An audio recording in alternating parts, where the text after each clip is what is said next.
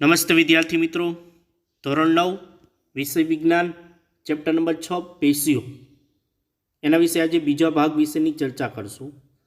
સૌપ્રથમ આપણે ભાગ 1 માં જોયેલા મુદ્દા જોઈએ તો પહેલા ભાગની અંદર પહેલો પોઈન્ટ જોયો તો આપણે કે એકકોષીય સજીવો અને બહુકોષીય સજીવોમાં વિવિધ કાર્યો કેવી રીતે જોવા મળે છે કે એકકોષીય સજીવ એક જ કોષ દ્વારા બધા જ કાર્ય કરે છે અને જ્યારે બહુકોષીય સજીવો એક કરતાં વધારે કોષ હોય છે એના દ્વારા આ કાર્યની વહેંચણી હોય છે। ત્યારબાદ બીજો પોઈન્ટ પેશી એટલે શું, ટૂંકમાં કહી તો કોષોના સમૂહને એ પેશી કહેવામાં આવે છે। ત્રીજો પોઈન્ટ એટલે એક પ્રવૃત્તિ જોઈ હતી આપણે કે ડુંગળીના કંદમાં મૂળની વૃદ્ધિ, કે ડુંગળીનો કંદ હોય એની અંદર મૂળની વૃદ્ધિ કઈ રીતના થાય છે। ત્યારબાદ વર્ધનશીલ પેશી, વર્ધનશીલ પેશીમાં 3 અગ્રસ્થ, આંતરવિષ્ટ અને પાર્શ્વીય વર્ધનશીલ પેશી વિશેની આપણે ચર્ચા કરી ગયા। હવે આપણે વનસ્પતિ પેશી એની અંદર કઈ પેશી જોવા મળે છે એના વિશેની ચર્ચા કરી। વનસ્પતિ પેશીની મુખ્ય 2 પેશી, વર્ધનશીલ પેશી અને બીજું સ્થાયી પેશી। અગાઉ આપણે ભાગ 1ની અંદર વર્ધનશીલ પેશી વિશેનો અભ્યાસ કર્યો હતો કે વર્ધનશીલ પેશીમાં પાછી 3 પેશી છે, અગ્રસ્થ વર્ધનશીલ પેશી, બીજું આંતરવિષ્ટ વર્ધનશીલ પેશી અને ત્રીજું પાર્શ્વીય વર્ધનશીલ પેશી। આ ત્રણેય પેશી વિશેનો અભ્યાસ આપણે ભાગ 1ની અંદર કરી ગયા। હવે આપણે સ્થાયી પેશી વિશેનો અભ્યાસ કરવાનો છે। સ્થાયી પેશીની અંદર સરળ પેશી એટલે કે સરળ સ્થાયી પેશી અને બીજી જટિલ સ્થાયી પેશી વિશેનો અભ્યાસ કરવાનો છે। ટૂંકમાં કહી તો આપણે આ પેશી ચેપ્ટરની અંદર વનસ્પતિ પેશી અને પ્રાણી પેશીમાંથી સૌથી પહેલાં આપણે વનસ્પતિ પેશીની અંદર વર્ધનશીલ પેશીનો અભ્યાસ આપણે ભાગ 1ની અંદર કરી ગયા। હવે આપણે સ્થાયી પેશી વિશેનો અભ્યાસ આ ભાગ 2ની અંદર આપણે કરવાનો છે। એમાં આપણે સૌથી પહેલાં એ સરળ સ્થાયી પેશી વિશેનો અભ્યાસ કરશું, ત્યારબાદ જટિલ સ્થાયી પેશીની અંદર અભ્યાસ કરશું। સૌથી પહેલાં આપણે સરળ સ્થાયી પેશીની અંદર જુદી જુદી પ્રકારની એ પેશી જોવા મળે છે, મૃદુતક, સ્થૂળકોણક અને દૃઢોતક પેશી વિશેનો અભ્યાસ આપણે આ ભાગની અંદર કરીશું। ચલો હવે આપણે વિગતવાર સ્થાયી પેશી વિશેનો અભ્યાસ કરીએ। ચલો સૌથી પહેલાં સ્થાયી પેશી એ નિર્માણ કેમાંથી થાય તો સ્થાયી પેશીનું નિર્માણ એ વર્ધનશીલ પેશીના કોષો દ્વારા થાય છે। અગાઉ આપણે વર્ધનશીલ પેશી વિશેનો અભ્યાસ કર્યો તો એ વર્ધનશીલ પેશીના કોષ છે એ કોષમાંથી વિભાજન પામી અને સ્થાયી પેશીનું નિર્માણ થાય છે। આ સ્થાયી પેશી છે એ કોષ વિભાજન પામવાની ક્ષમતા ગુમાવે છે। જો આ સ્થાયી પેશીના કોષો હશે ને તો એ કોષો પછી વિભાજન નહીં થાય, એટલે એકમાંથી 2 કોષ, 2માંથી 4 કોષ આવું જોવા મળશે નહીં।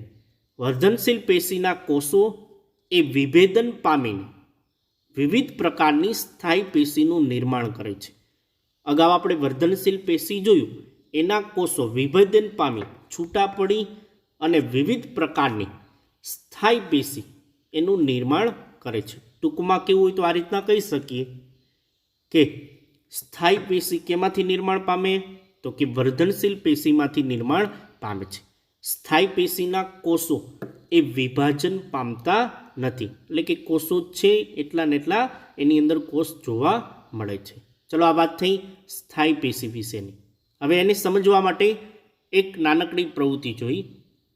ચલો સૌથી પહેલાં તમે જોઈ શકો છો આ એક વૃક્ષ છે, એટલે છોડ છે, એના આ ભાગને પર્ણ કહેવાય, આ ભાગને પ્રકાંડ અને નીચેના ભાગને એ મૂળ કહેવામાં આવે છે। એટલે તમે વનસ્પતિના આ ભાગો જોઈ શકો છો। તો આ પ્રવૃત્તિ આવી છે, એક વનસ્પતિના પ્રકાંડ છે, એનો પાતળો છેદ લેવાનો છે, એનું અવલોકન સૂક્ષ્મદર્શક યંત્ર વડે કરતા કેવી રચના જોવા મળે છે। ટૂંકમાં આ એક છોડ, એનો પ્રકાંડવાળો ભાગ જોઈ શકો છો સૂર્યમુખીનું પ્રકાંડ કોઈ પણ લઈ શકો છો, બીજો એક છોડ એનું પ્રકાંડ લઈ શકો છો તમે. પછી એના મૂળવાળો ભાગ, બીજા એક છોડનો મૂળ લેવાનો છે. પ્રવૃત્તિ માટે ઉપયોગી વસ્તુ સૂક્ષ્મદર્શક યંત્ર છે, સ્લાઇડ છે, કવર સ્લીપ લેવાની છે, પેટ્રી ડીશ અથવા વોચ ગ્લાસ લઈ શકો, સેફ્રેનિન સોલ્યુશન લેવાનું છે દ્રાવણ, ગ્લિસરીનનું દ્રાવણ લેવાનું છે, એક આવી પીછી લેવાની છે. આ રીતના એક પેટ્રી ડીશ લઈ શકો, પછી એક ડ્રોપર લેવાનું છે. આ બધી વસ્તુ લઈ હવે આપણે પ્રવૃત્તિ કરી. પ્રોસિજર શું છે? સૌથી પહેલાં તમારા આ રીતના કોઈ સૂર્યમુખી છે એનો છોડ, ગમે તે છોડ, એનું આવું પ્રકાંડ લઈ લેવાનું છે, એટલે ડાળખીવાળો ભાગ જેને પ્રકાંડ કહે છે. પછી આ રીતના એક બ્લેડ વડે આ રીતનો આડો ભાગ છે, ધીમેથી આ બ્લેડ વડે આ રીતના ગોળ ભાગ છે, જેમ બને તેમ સાવ પાતળા ભાગ. પછી આ પેટ્રી ડીશ છે, એ પેટ્રી ડીશના પાણીની અંદર એને ધોઈ દેવાનું, એની અંદર નાખી દેવાનું. ત્યારબાદ એક પીછી વડે આ ભાગને આ રીતના ધોઈ અને એક સ્લાઇડ ઉપર મૂકશો. હવે એ સ્લાઇડ ઉપર મૂકવામાં આવશે. ત્યારબાદ આ સેફ્રેનિનનું સોલ્યુશન એટલે દ્રાવણ એક ડ્રોપર વડે લઈશું. ત્યારબાદ આ સ્લાઇડ ઉપર રાખેલા ભાગને એના ઉપર એક ટીપું નાખશું, જે સેફ્રેનિનના સોલ્યુશનનું એટલે કે દ્રાવણનું. ત્યારબાદ ધીમેકથી આવા ફિલ્ટર પેપર વડે સાઈડનો થોડોક ભાગ આ રીતના દૂર કરશું. પછી ઉપર એક ગ્લિસરીનનું આ રીતના ટીપું નાખશું, ત્યારે આવી રચના જોવા મળશે. પછી ધીમેકથી ઉપરના ભાગે એક કવર સ્લીપ દાખલ કરશું. ધીમેકથી આ રીતના કવર સ્લીપ દાખલ કરી સાઈડનો ભાગ દૂર કરશું ફિલ્ટર પેપર વડે. હવે તમારી પાસે રહેલા એ સૂર્યમુખીના મૂળ છે, પ્રકાંડ છે, કોઈ પણનો ઉપયોગ કરી શકો છો. કવર સ્લીપ બધી જ તૈયાર છે. હવે સૂક્ષ્મદર્શક યંત્રમાં રાખતા તમે ધીમેકથી ઉપરના ભાગેથી કે નેત્ર કાચ વડે જોતા આવી રચના જોવા મળે છે. આમ આપણે સૂક્ષ્મદર્શક યંત્ર વડે કોઈ વનસ્પતિના પ્રકાંડનો આડો અથવા ઊભા છેદનું અવલોકન કરવામાં આવશે ત્યારે સૂક્ષ્મદર્શક યંત્ર વડે આવી રચના જોઈ શકીએ છીએ. ચલો આ વનસ્પતિના પ્રકાંડના ભાગો જોઈએ. ઉપરના ભાગે જોઈ શકો પ્રકાંડ રોમ, શ્લેષ્મમ નલિકા, ક્યુટિકલ, બહારનું આવરણ અધિસ્તર, અધસ્તર, બાહ્યક, અંદરનો ભાગનું સ્તર અંતઃસ્તર, પરિચક્રની રચના, પછી અન્નવાહક, એધા, આ બાજુના ભાગમાં જોઈ શકો અનુદારુ, આદિદારુ, મજ્જા કિરણ, પછી જલવાહકનો ભાગ છે. આ બાજુ વાહીપુલની રચના દર્શાવેલી છે. પછી વચ્ચેના ભાગમાં પ્રકાંડમાં મજ્જા. આમ આ પ્રકાંડના છેદનું અવલોકન કરતા આવી રચના જોવા મળે છે. આ દરેક ભાગોનો અભ્યાસ આપણે જુદી જુદી પેશીઓની અંદર આ પાઠની અંદર આપણે વિગતવાર કરીશું. મૃદુતક પેશી. સૌ પ્રથમ આપણે મૃદુતક પેશીની વ્યાખ્યા જોઈ કે મૃદુતક પેશી કહેવાય કે નહીં. કોઈ વનસ્પતિનો કોષ છે, એટલે કે વનસ્પતિના કોષના થોડાક સ્તરો એ આધોરતક કાર્ય કરી એ પેશીનું નિર્માણ કરે છે. સૌથી પહેલાં એ સમજીએ આધોરતક. આધોરતક એટલે આધાર આપવાનું કાર્ય. ચલો બાજુમાં એક રચના જોઈ શકો. આ એક વનસ્પતિના નીચેનો ભાગ છે તો એક પ્રકારની ઈ પેશી એટલે કે મૃદુતક પેશી, એના કોષો છે તો એ નીચેના ભાગે આધાર આપવાનું કાર્ય કરે છે. એકમાંથી નવા કોષનું નિર્માણ તો એ ઉપરના કોષોને આધાર આપવાનું કાર્ય એ મૃદુતક પેશી કરે છે. ચલો બાજુમાં તમે રચના જોઈ શકો છો. એક અનુપ્રસ્થ છેદ એટલે આડો છેદનું અવલોકન કરેલું છે. આયામ છેદ. આયામ છેદ એટલે કે ઊભો છેદ. એટલે કે વનસ્પતિના પ્રકાંડ છે અથવા કોઈ ભાગ છે એનો આડો અને ઊભા છેદનું અવલોકન કરતા એ મૃદુતક પેશીની આવી રચના જોવા મળે છે. એના જુદા જુદા ભાગો દર્શાવેલા છે, કોષરસ, કોષ કેન્દ્ર વગેરે જેવા ભાગ. ચલો મૃદુતક પેશીના લક્ષણો જોઈ. તો મૃદુતક પેશીના કોષ છે એ જીવંત છે. કેવા છે? જીવંત. કેમ કે તેને દરેક કોષનું નિર્માણ કરવાનું કાર્ય છે. એકમાંથી નવો કોષ નિર્માણ પામવાનું કાર્ય એ આ મૃદુતક પેશી દ્વારા થાય છે. જેથી મૃદુતક પેશીના કોષો એ કેવા છે? તો કે જીવંત છે. ત્યારબાદ બીજી વાત કરી તો મૃદુતક પેશી છે એ પાતળી કોષ દિવાલવાળા સરળ કોષોનું બનેલું છે. એના કોષ હોય છે એ કોષ, એની કોષ દિવાલ કેવી હોય છે? તો કે પાતળી સરળ કોષોની બનેલી જોવા મળે છે. ત્યારબાદ વાત કરી તો મૃદુતક પેશી છે એના કોષો એ સામાન્ય રીતે તેની ગોઠવણી એ બે કોષ વચ્ચે આંતરકોષીય અવકાશ રહેલો છે. તમે બાજુમાં એ મૃદુતક પેશીની રચના છે જોઈ શકો છો. એમાં ઘણા કોષ આવેલા છે. એની અંદર બે કોષ વચ્ચે જોઈ આ બે કોષ વચ્ચે થોડીક એવી જગ્યા રહેલી છે તો એને શું કહેવાય? આંતરકોષીય. બે કોષ વચ્ચેનો અવકાશ. અવકાશ એટલે જગ્યા. એટલે કીધું કે કોષ સામાન્ય રીતે ગોઠવણી ધરાવતા હોવાથી કોષો વચ્ચે આંતરકોષીય અવકાશ રહેલો હોય છે. તેના કોષો એક કોષ રસની અંદર મોટી રસધાની ધરાવે છે.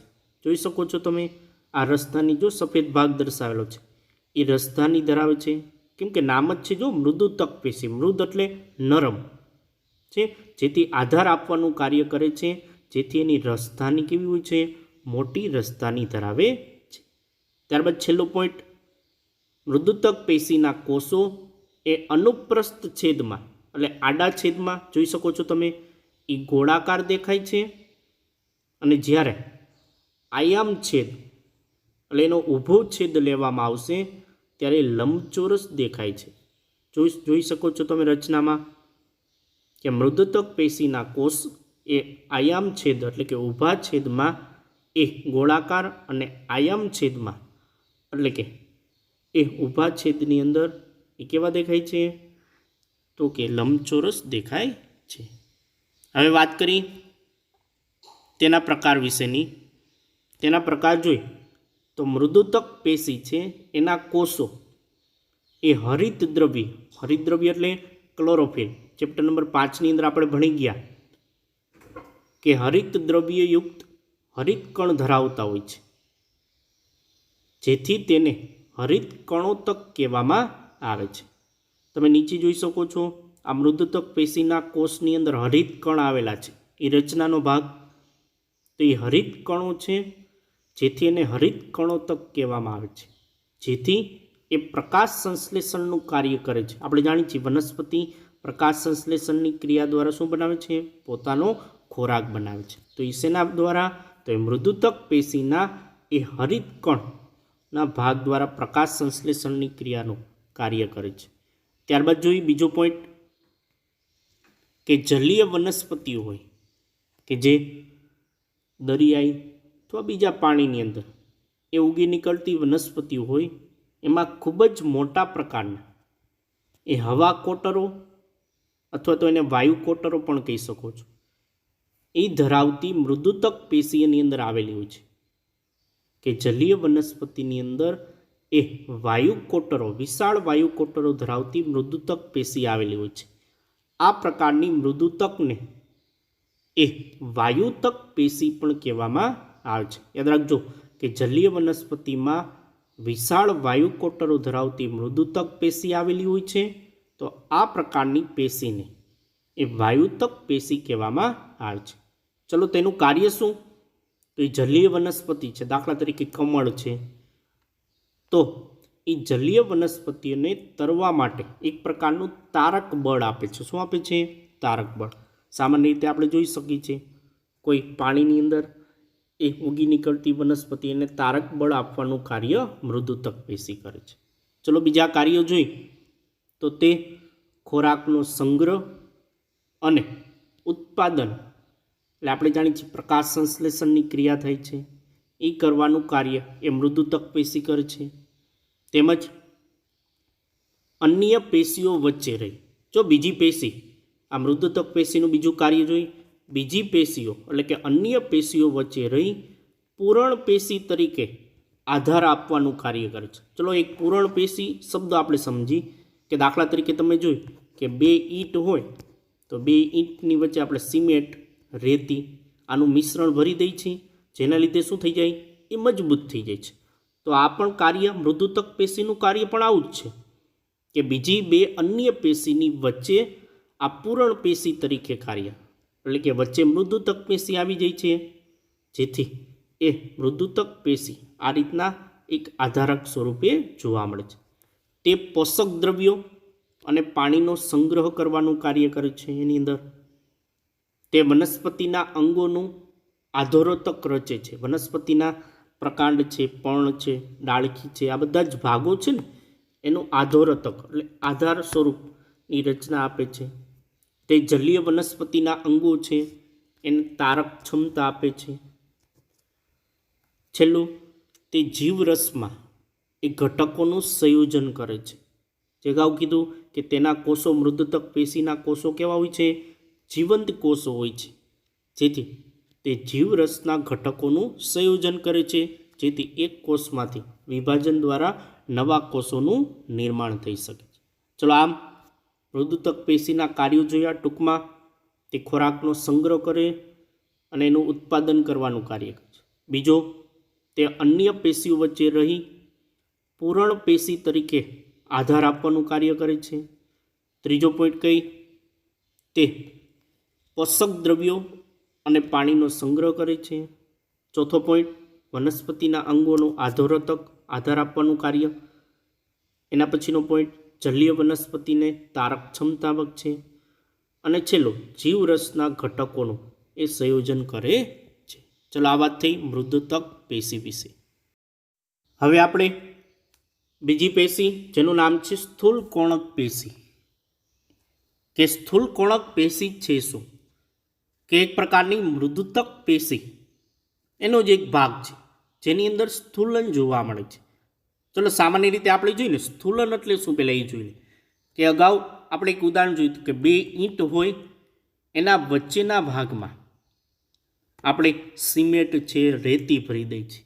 તો એવી જ રીતે આ બે પેશીની વચ્ચે લિગ્નિન, પેક્ટિન આવા પદાર્થો એટલે આવા ઘટકો દ્વારા એ ખૂણાનું સ્થૂલન જોવા મળે છે, જેને આપણે સ્થૂલ કોણક પેશી કહી શકીએ છીએ.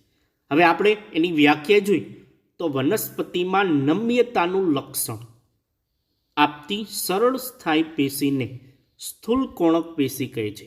જો તમે બાજુમાં વનસ્પતિ જોઈ છો તો એ નમ્યતા એટલે વળવું. સામાન્ય રીતે આપણે કોઈ ડાળખીને વાળી અને પાછી મૂકી દઈએ તો હતીની સ્થિતિમાં જોવા મળે, તો એ નમ્યતા કહેવામાં. ચલો એનું સ્થાન જોઈ તો વનસ્પતિના કુમળા પર્ણદંડમાં, કુમળો ભાગ હોય છે, પર્ણ એટલે કે પાંદડું, પછી પ્રકાંડમાં અધિસ્તરની નીચે, પ્રકાંડનો અધિસ્તર ઉપરનું સ્તર છે એના નીચેના ભાગે જોવા મળે છે. ચલો આ વાત થઈ સ્થૂલ કોણક પેશી, જે એક પ્રકારનું નમ્યતાનું લક્ષણ ધરાવે છે. હવે સ્થૂલ કોણક પેશીની રચના જોઈ શકો છો તમે, એના જુદા જુદા ભાગો. આ સ્થૂલ કોણક પેશીનો એક પ્રકારનો અનુપ્રસ્થ છેદ અને બીજો આયામ છેદ દર્શાવેલો છે, એટલે કે ઊભો અને આડો છેદ દર્શાવેલો છે. એના કોષ, એની અંદર કોષ દિવાલનો એક છેડો, આવા જુદા જુદા એ ભાગો દર્શાવેલા છે કે સ્થૂલ કોણક પેશીની અંદર એક કોષ કઈ રીતના ગોઠવેલા જોવા મળે છે. હવે આપણે એના લક્ષણો જોઈ તો આ પેશીના કોષો એ જીવંત હોય છે. અગાઉ આપણે મૃદુતક પેશીની અંદર જોયું એ જ પ્રમાણે આ પેશીના કોષો કેવા હોય છે, જીવંત તેમજ લાંબા અને કોષીય ખૂણા સ્વરૂપે. જો તમે જોઈ શકો બાજુમાં એ અનિયમિત મોટા જોવા મળે છે. ટૂંકમાં કહી શકો તેના કોષો જીવંત, લાંબા અને ખૂણા બાજુ અનિયમિત મોટા જોવા મળે છે. તે બે કોષ હોય છે. સ્થૂળકોણક પેશીના કોષ જોઈ શકો છો તમે. એ કોષોની વચ્ચે આંતરકોષીય અવકાશ ઓછો હોય છે. ધ્યાનથી જોઈ શકો છો તમે. બે કોષ વચ્ચે રહેલી જગ્યા કેવી હોય? ઓછી. અવકાશ એટલે કે જગ્યા. કેમ? કેમ કે એની અંદર લિગ્નિન અને પેક્ટિનનું સ્થૂલન જોવા મળે છે, જેથી એ બંને વચ્ચેનો અવકાશ કેવો જોવા મળે? ઓછો જોવા મળે છે. ચલો, આમ આંતરકોષીય અવકાશ ઓછો હોય છે. ત્રીજો પોઈન્ટ જોઈ, તેના કોષોની પ્રાથમિક દિવાલ પર ખૂણાનું ભાગે એ સ્થૂલન થયેલું હોય છે. સામાન્ય રીતે તમે જોઈ શકો આ કોષ, એની કોષ દિવાલ. તો એ કોષ દિવાલ છે ને, એ કોષ દિવાલના કોણીય એટલે કે ખૂણાના ભાગે સ્થૂલન જોવા મળે. તમે આ જો આ રચનામાં જોઈ શકો, અનુપ્રસ્થ છેદના ભાગની અંદર છે. કેમ? સ્થૂલન એટલે પેક્ટિન છે, લિગ્નિન છે. જેમ આપણે કીધું ને કે બે ઈંટ વચ્ચે રહેલી જગ્યામાં આપણે સિમેન્ટ અને રેતી ભરી દે, એ રીતના બે કોષ વચ્ચેની જગ્યામાં એ પેક્ટિન છે, લિગ્નિન વગેરે જેવા દ્રવ્યો એટલે કે વગેરે જેવા ઘટકો એની અંદર એ સામેલ ભરેલા હોય છે, કે જેથી એ કોષ દિવાલનું કોણીય રીતે એ સ્થૂલન જોવા મળે છે. ચલો, આ વાત થઈ લક્ષણો. ટૂંકમાં કોષ જીવંત, લાંબા અને અનિયમિત મોટા હોય છે. આંતરકોષીય અવકાશ ઓછો જોવા મળે છે. આમ હવે આપણે આ સ્થૂળકોણક પેશીના કાર્યો વિશે માહિતી જોઈએ. તેના કાર્યો જો તો એ વનસ્પતિના અંગો, પ્રકાંડ છે, પર્ણ છે, એને નમ્યતા અને સ્થિતિસ્થાપકતા આપે છે. જેમ કીધું એમ કે વનસ્પતિની ડાળખી છે, એને વાળશો તો વળી જાય, પાછું તમે મૂકી દેશો તો પાછું જેને સ્થાને છે એ સ્થાને આવે. તો એ નમ્યતાનો ગુણધર્મ. તો નમ્યતા અને સ્થિતિસ્થાપકતા આપે છે. તેમજ વનસ્પતિઓને યાંત્રિક આધાર પણ આપે છે. કોણ? તો કે સ્થૂળકોણક પેશી. વનસ્પતિને યાંત્રિક આધાર આપવાનું કાર્ય, કે પોતે પુનઃ પરિસ્થિતિમાં પાછું આવી જાય એ રીતના યાંત્રિક આધાર આપવાનું કાર્ય કરે છે. ચલો, આ વાત થઈ સ્થૂળકોણક પેશી વિશેની માહિતી. હવે આપણે દ્રઢોતક પેશી વિશેનો અભ્યાસ કરીએ. ચલો, આ રચના જોઈ શકો છો. આ મૃદુતક પેશીના કોષો છે. તો આ બે કોષની વચ્ચે રહેલી જગ્યા આંતરકોષીય અવકાશ અથવા કોણીય અથવા ખૂણાવાળો ભાગ કહીએ. તો બે કોષોની વચ્ચે જો પેક્ટિનનું સ્થૂલન જોવા મળે, અગાઉ જોયું આપણે, તો એને સ્થૂળકોણક એટલે કે સ્થૂળકોણક પેશી કહેવામાં આવે છે. હવે આ કોષો છે, એ કોષની અંદર લિગ્નિનનું સ્થૂલન જોવા મળે, કે જેના લીધે કોષ છે એ ધીમે ધીમે આ રીતના જાડા થતા જાય, એટલે કોષ દિવાલ જાડી થતી જાય, જેના લીધે ધીમે ધીમે જેના ઉપર લિગ્નિનનું સ્થૂલન હોય એ કોષ મૃત્યુ પામે છે. તો આવી પેશીને દ્રઢોતક પેશી કહેવામાં આવે છે. હવે દ્રઢોતક પેશીની વ્યાખ્યા જોઈ. મૃત કોષો ધરાવતી સરળ સ્થાયી પેશીને દ્રઢોતક પેશી કહે છે. અગાઉ આપણે જોયું મૃદુતક, સ્થૂળકોણક, જેની અંદર લિગ્નિનનું દ્રવ્ય હોય, જેના લીધે કોષ મૃત્યુ પામે છે, જેથી આ પેશીને દ્રઢોતક પેશી કહેવામાં આવે છે. હવે એ દ્રઢોતક પેશી છે એનું સ્થાન કઈ જગ્યાએ છે? સ્થાન પ્રકાંડમાં, પછી વાહિપુલની નજીક. વાહિપુલ એટલે જલવાહક પેશી અને અન્નવાહક પેશી, આ બંને સાથે મળીને જે રચના બને એને વાહિપુલ કહેવામાં આવે છે. એની નજીક પર્ણોની શિરામાં, પીપળ એનું પર્ણ લઈ લો તો એના અંદરના ભાગમાં જાડી સ્વરૂપની રચના, જેને શિરાઓ કહેવાય. તેમજ બીજમાં ચીકુ હોય, ચીકુના બીજ જોયો કઠણ હોય છે. પછી ફળ કેટલાય હોય, તો બીજ અને ફળોના કઠણ ભાગમાં એની છાલમાં જોવા મળે છે. પછી નાળિયેરના રેસાયુક્ત છાલમાં, આપણે જાણીએ છીએ નાળિયેર સુકાઈ જાય છે, તો એ ભાગ છે ને એ રેસાયુક્ત છાલ, જેમાં દ્રઢોતક પેશી એની બનેલી જોવા મળે છે. હવે આ દ્રઢોતક પેશીની એ રચના જોઈ શકો છો. અનુપ્રસ્થ છેદ એટલે આડો છેદ છે, અને આયમ છેદ એટલે ઊભો છેદ દર્શાવેલો જોવા મળે છે. હવે એના લક્ષણો જોઈ તો આ પેશીના કોષો લાંબા હોય છે અને સાંકડા હોય છે. ધ્યાનથી જોઈ શકો છો તમે.